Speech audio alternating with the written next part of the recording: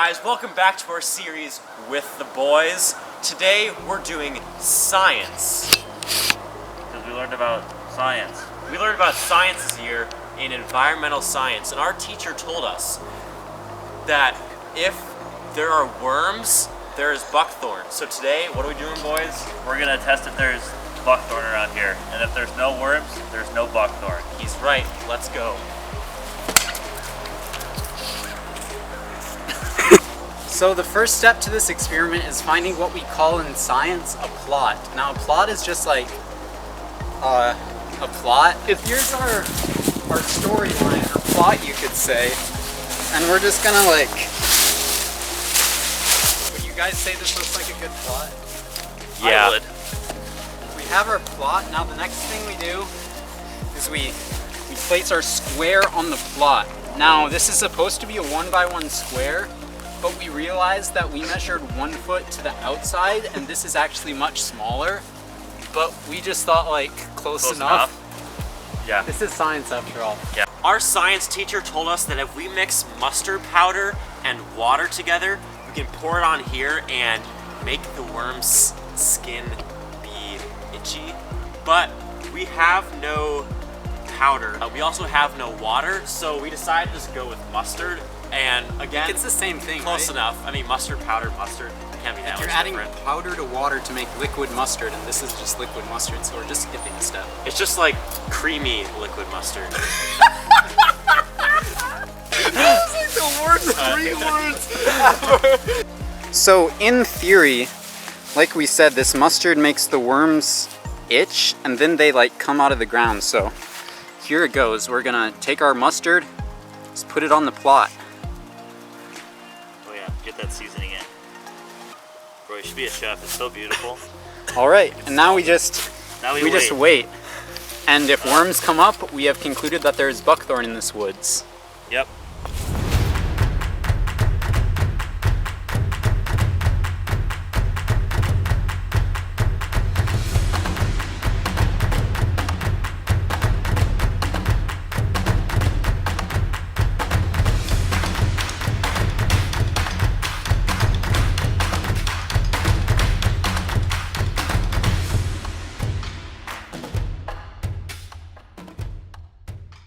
Well, boys, according to my calculations, I see no worms.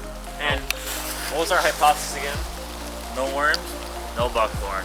Okay, so then there's no buckthorn in this forest? Nah, it's not buckthorn. That's not buckthorn either. That's Nope. Any tree you look at is not buckthorn. I can guarantee you that. I think you're. If you think it's buckthorn, you're stupid. Well, because there's no worms, so you're obviously that's fake buckthorn. Yeah. It's just decorations. But there are some trees, so maybe we should survey the trees and see what they have to think. We need to see the evenness and richness of these trees are. So, shall we? Yeah. Let's go. Hello, Mr. Tree. How are you doing today? I'd like to quickly ask you some few questions. So, who will you be voting for this election? Fair answer. Kanye is a poor choice, Mr. Tree. I agree. Kanye is not the right option in this election. I'd like to hear your opinion, Mr. Tree, about an issue that's taken place recently with some emails from Joe Biden. Do you have any thoughts? Fascinating.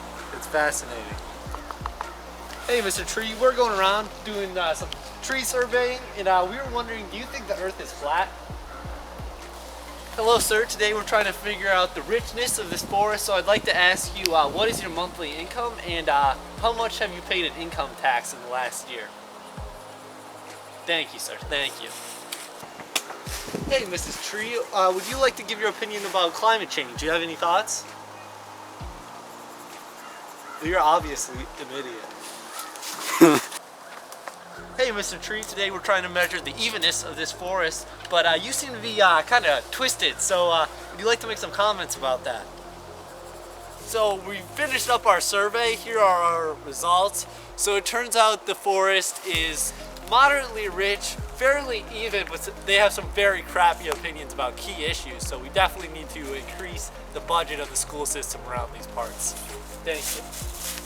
So another thing that we learned how to do in science is like test the composition of the forest, which is basically identifying trees and like measuring how big they are, if they're overstory or understory. So that's what we're going to be doing now. We're going to be finding the composition of this forest. So we'll start with this tree right here. And first Micah will, measure the diameter of the tree. As you can see, the diameter, if you read it like right, 210 inches. you got that, Mitch? 210. I got it. The height,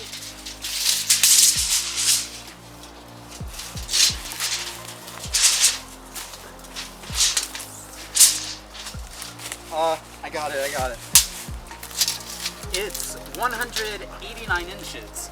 So that's very interesting that the tree appears to be like thicker than it is tall, which it shows you that looks can sometimes be deceiving because Yep. This looks taller than. Don't judge a Hey. book by its cover. Did you get that down, Mitch?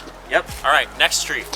So as I said, part of composition is like measuring the tree, another part is identifying. And just to have a little teaching lesson here, this is an American oak tree, actually. How do you know it's an American oak? Oh, we're in America, idiot. He's right. We are in America. American elm, American buckthorn, American maple, tree hugger, American cherry. What in the world? How did this African eucalyptus tree get in America? You got that? Africa. This, as you can see, is American white birch. Whoa, you can't say that.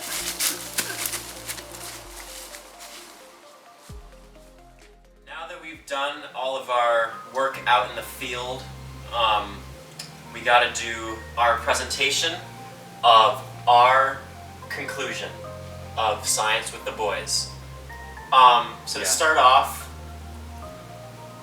we were inspired by many famous science people. Albert Einstein, So beautiful. Dr. Doofenshmirtz, and Bill Nye. All right, Josh, you want to take the next slide here? Yeah, I will. So, as we discussed a little, there's a correlation that we learned in science between worms and buckthorn. So, we went out and tried to survey the worms with our mustard square to conclude whether or not there was buckthorn in the forest. So now, we decided that worms are not in the forest because we didn't find any worms in our plot.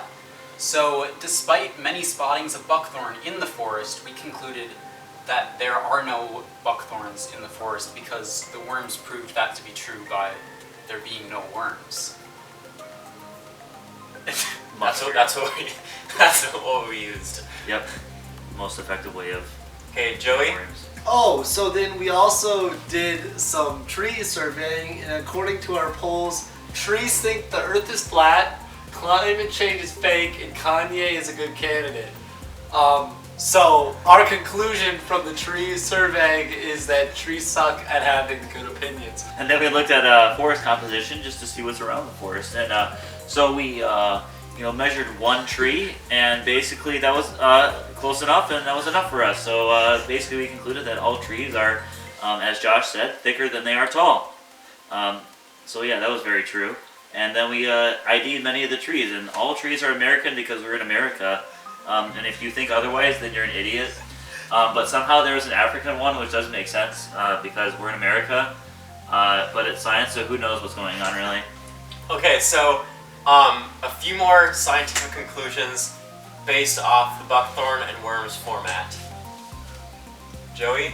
Well, you see, there's definitely an energy crisis that our country's facing, but it turns out we're just idiots because I figured out a way to solve that. And that was simply put solar panels around the sun for perpetual and infinite energy, and then we will just like laser beam it back to Earth, and we will have infinite energy.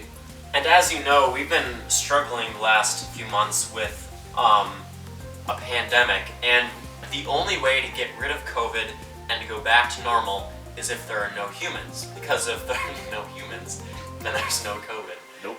And then we're back to normal. Can I explain this last one? Yeah. I think this is a very intriguing idea. So there's been kind of a car revolution with electric cars. Tesla, a lot of other car companies are catching on. They're making battery-powered electric cars. But they still have like batteries, which eventually run out, and you need to recharge them, which is just like a pain, right? Yeah. So dumb. Stupid. So Stupid Elon Musk. we have this idea of, instead of electric cars, why would you not make magnetic cars? And we made this scientific representation of our idea. So you have this car. On the front of the car is a magnet, as you can see, and then you like put this arm, and there's a magnet in front of that magnet. And because magnets like attract to one another, the car will just move forward. Because this magnet will always be wanting to go towards this magnet. Just if you play Minecraft, think of it as a carrot on a stick with a pig. Yeah. That's Exactly. basically what Yep. this is. So as this magnet moves towards this magnet, then the car moves because it's moving. Magnet's attached to the car. It's So literally just if- perpetual motion. If the magnet It moves, the is. car moves. Yeah. Yeah. Okay. Thank you for watching Science with the Boys.